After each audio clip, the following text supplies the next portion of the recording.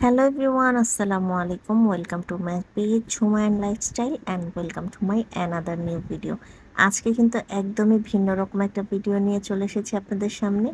আজকে এই বৃষ্টির দিনে বাচ্চাদের আবদার রাখতে কিন্তু আমি এই যে খেলনা বাটি নিয়ে বসে পড়েছি রান্না করতে। তো বাচ্চারা ঘরের মধ্যে বসে খুবই বোর হচ্ছিল আর বলছিল কি করা যায় কি করা যায়। তো একটা পিচ্চি উঠে আমাকে আইডিয়া দিল যে চলো আন্টি আমরা একটু খেলা করি।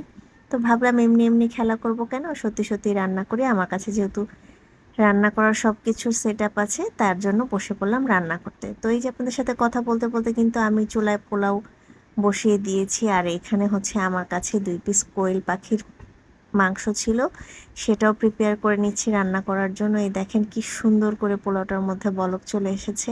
আর এই চুলাটা কিন্তু আমার আম্মু বানিয়ে দিয়েছিল আমাকে, মানে আমার মেয়েকে বানিয়ে দিয়েছিল। তো সেটা আজকে কাজে লেগে গেল।